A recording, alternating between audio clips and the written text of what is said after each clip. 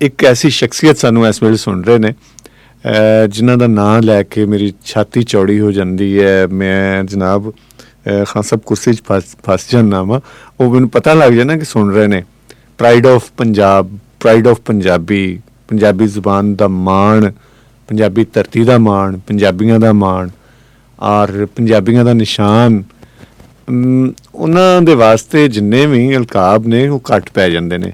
ਜਨਾਬ ਸ਼ੌਕਤ ਅਲੀ ਖਾਨ ਸਾਹਿਬ ਸੁਣ ਰਹੇ ਨੇ ਸਾਨੂੰ। ਸ਼ੁਕਰੀਆ ਬਿਲਕੁਲ ਜੀ। ਉਹਨਾਂ ਨੇ ਔਰ ਉਹਨਾਂ ਨੇ ਕਿਹਾ ਕਿ ਖਾਨ ਸਾਹਿਬ ਨੂੰ ਚਾਹ ਵੀ ਪਿਆਓ। ਤੁਸੀਂ ਦੱਸ ਦਿਓ ਚਾਹ ਪਿਆਤੀ ਹੈ। ਸ਼ੁਕਰੀਆ ਸਰ, ਸ਼ੁਕਰੀਆ ਬਾਬਿਓ। ਅਸੀਂ ਸਾਡੇ ਅਲੀ ਬਾਬਾ ਨੇ ਜੀ ਖਾਨ ਸਾਹਿਬ ਸ਼ੌਕਤ ਅਲੀ, ਉਹਨਾਂ ਦੇ ਬੇਟੇ ਨੇ ਰਾਤ ਮੈਚ ਬਹੁਤ ਅੱਛਾ ਗਾਇਆ। ਜੀ ਜੀ ਇਮਰਾਨ ਔਰ ਮੋਹਸਿਨ ਮਾਸ਼ਾਅੱਲਾ ਭਾਈ ਨੇ ਬਹੁਤ ਅੱਛਾ ਗਾਇਆ। ਟੀਵੀ ਤੇ ਮੇਰੀ ਮੁਲਾਕਾਤ ਹੋਈ। ਅੱਛਾ ਇਹ ਸਾਡੇ ਵੀਰ ਨੇ। ਔਰ ਬਾਬਾ ਜੀ ਤੁਹਾਨੂੰ ਬਹੁਤ ਬਹੁਤ ਸਲਾਮ ਸਾਡੇ ਵੱਲੋਂ। ਔਰ ਤੁਹਾਡਾ ਸੁਣਨਾ ਇਸ ਵੇਲੇ ਸਾਡੇ ਲਈ ਬੜੀ ਮਾਣ ਦੀ ਗੱਲ ਹੈ ਕਿ ਯਕੀਨ ਕਰੋ ਸ਼ੌਕਤ ਅਲੀ ਸਾਹਿਬ ਜਦੋਂ ਵੀ ਉਹਨਾਂ ਦਾ ਨਾਂ ਆ ਜਾਵੇ ਜਿੱਥੇ ਵੀ, ਤੇ ਸਾਡੇ ਪ੍ਰੋਗਰਾਮ ਦੀ ਮਤਲਬ ਹੈ ਕਿ ਸੱਜ ਗਿਆ ਸਾਡਾ ਪ੍ਰੋਗਰਾਮ। ਉਹਦੀ ਸ਼ੋਭਾ ਵੱਧ ਗਈ ਹੈ ਕਿ ਸ਼ੌਕਤ ਅਲੀ ਖਾਨ ਸਾਹਿਬ ਸੁਣ ਰਹੇ ਨੇ। ਔਰ ਯਕੀਨੀ ਤੌਰ ਤੇ ਇਮਰਾਨ ਭਾਈ ਵੀ ਉਹਨਾਂ ਦੇ ਨਾਲ ਇਸ ਵੇਲੇ ਬੈਠੇ ਹੋਣਗੇ, ਮੈਨੂੰ ਪੂਰਾ ਯਕੀਨ ਹੈ। ਤੇ ਮੁਹੱਬਤਾਂ ਸਲਾਮ ਜੀ, ਜੁਗ ਜੁਗ ਜੀ। ਔਰ ਰੱਬ ਸੁਣਾ ਤੁਹਾਨੂੰ ਸਿਹਤ ਤੰਦਰੁਸਤੀ ਦੇਵੇ, ਸਲਾਮਤ ਰੱਖੇ। ਸਾਡੇ ਵਾਸਤੇ ਤੁਸੀਂ ਮਾਣ ਹੋ, ਸਾਡਾ ਮਾਣ ਤਰਾਣ ਹੋ। ਔਰ ਰੱਬ ਸੁਣਾ ਤੁਹਾਨੂੰ ਲੰਮੀ ਹਯਾਤੀ ਖੁਸ਼ੀਆਂ ਵਾਲੀ ਦੇਵੇ। ਔਰ ਤੁਹਾਡੇ ਨਾਲ ਪੰਜਾਬ ਦੀ ਸ਼ਾਨ ਹੈ। ਜਿਉਂਦੇ ਵਾਸਤੇ ਰਹੋ।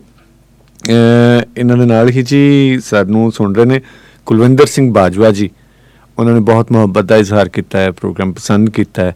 ਔਰ ਜੀ ਬਹੁਤ ਮਿਹਰਬਾਨੀ ਬਾਜਵਾ ਜੀ। ਸਲਾਮਤ ਰਹੋ, ਖੁਸ਼ ਰਹੋ, ਆਬਾਦ ਰਹੋ।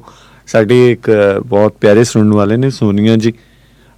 ਉਹਨਾਂ ਨੇ ਤੁਹਾਨੂੰ ਜੀ ਆਇਆਂ ਕਿਹਾ, ਪ੍ਰੋਗਰਾਮ ਦੀ ਤਾਰੀਫ ਕੀਤੀ ਹੈ। ਸੋਨੀਆ ਜੀ ਸਲਾਮਤ ਰਹੋ, ਖੁਸ਼ ਰਹੋ, ਤੁਸੀਂ ਬਹੁਤ ਚੰਗੇ ਹੋ। ਹਾਂ।